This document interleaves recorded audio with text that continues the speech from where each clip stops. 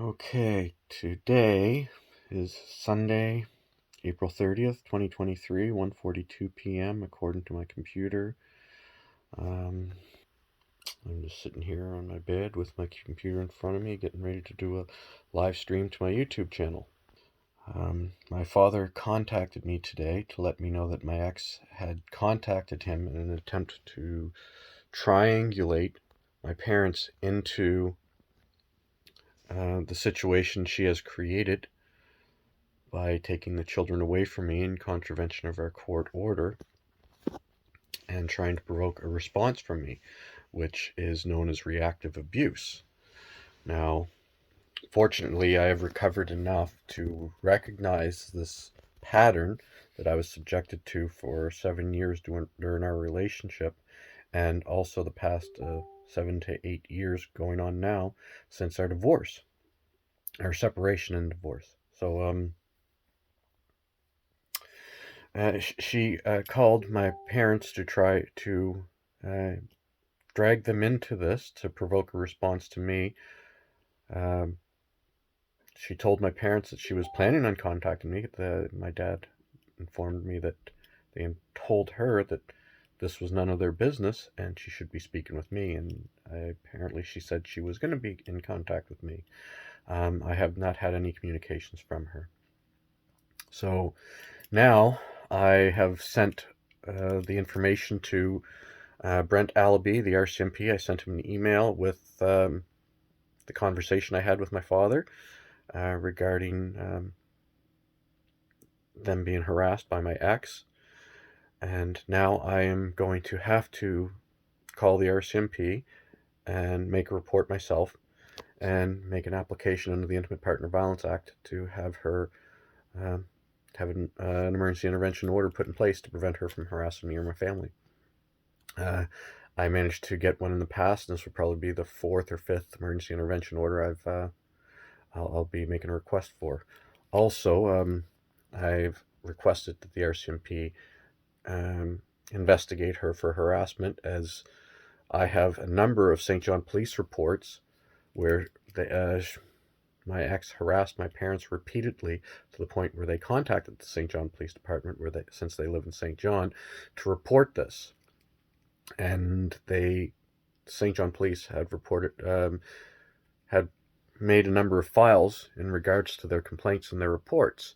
And my parents asked for these files under the Right to Information Protection and Privacy Act, and some of them were withheld from them because currently I have an active lawsuit against the St. John Police Department for their interference with my family matters and how they acted biasedly and basically chose sides. They heard a story, a narrative that was created. They acted on that narrative without contacting me or getting information from me. I was arrested twice and no statements were taken from me. So they didn't do any investigation. They just ended up arresting me, and I had to have a criminal trial to defend myself against these false allegations and reports.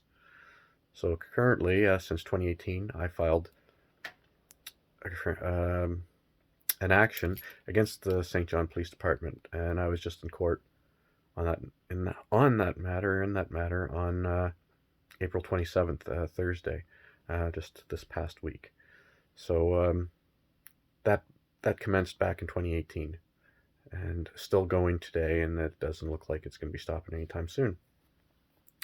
So now this is Sunday afternoon. I don't have my children with me, which is again in contravention of a court order, violation of Section 282 of the Criminal Code, and her failure to comply with a court order, which is a violation of Section 127 of the Criminal Code. I've been provided with a file number by Brent Allaby of the Grand Bay Westfield Detachment of the RCMP, stating that he did open a file and did provide me the file number for their investigation of complaints under Section 282 and 127 of the Criminal Code. Now, this is Sunday, my ex has gone and contacted my parents, harassed them, and this is a harassment of me and an attack on me by proxy, domestic violence by proxy. So I'm going to be calling the RCMP, and I will stream the This is why I'm trying to set up here so I can stream the call to the RCMP live so other people will know what to do, because when I call and make this report, the RCMP are going to say, well, this is a civil matter, this is not a criminal matter, so you'll have to make your applications to the family court to try and send me away. But I'm not making complaints to the RCMP about our civil court matters and our family court matters. I'm making complaints to them of violations of the Criminal Code of Canada, specifically 282 and 127. Two RCMP officers were at my home Wednesday evening and witnessed this criminal event take place. So they will try to send me away and pass me off back to family courts, which I will be doing. Hopefully, I was hoping to take the day today and stream how I go about filling out applications for contempt and a motion to have an enforcement clause added to our court order, so that to prevent her from taking the children and keeping them from me in contravention of her court order, which this will be about the fourth or fifth time it's been investigated by the RCMP without any repercussions. This process continues and has continued for the past almost 8 years now. So I'm trying to document the process I'm going through and share the information that I've collected over the years to let other people know how to navigate the system and possibly get help. Because if you can get the RCMP and police, who are the first people that get engaged in this process of alienation, if you can get them to recognize the truth instead of following the false narrative and lies they've been told, you can prevent the 8-10 years of abuse you will suffer at the courts and throughout this process of alienation, possibly the rest of your life. I know a gentleman from Alberta contacted me, and he was charged under Section 282, keeping a child in contravention of a court order. And the RCMP had issued him a summons.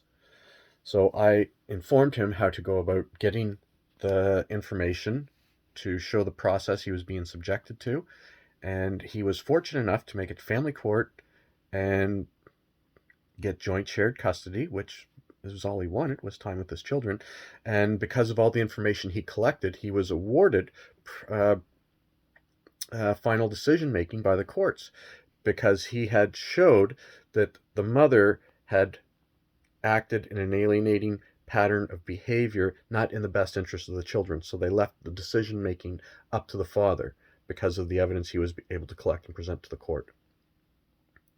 So now, because of that phone call that was made, I now have to contact the RCMP, make an application under the Intimate Partner Violence Act of New Brunswick to have an emergency intervention order brought against my ex to prevent her from continuing to harass me and my family.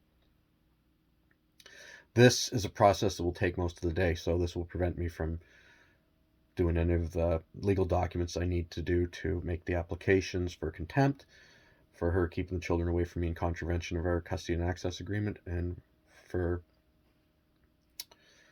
her deliberately coming to my home during my parenting time and interfering with my parenting time, which is also another reason for contempt, because we agreed not to be free of harassment for one another. And again, this is 2 motions for contempt I'll be making, and I'll be making another motion to have an enforcement clause to prevent this from happening any further. So I'm a little tired right now.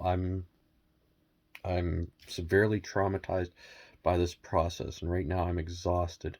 I'd like to go ahead and do a live stream of my report to the RCMP to show people how to make the proper reports so you don't get turned away in these situations. Right now I need a little break, and I might just go take a little nap, and when I'm feeling better, I will get up and I will stream live my call to the RCMP to make an application for an emergency intervention order against my ex for harassing me and my parents.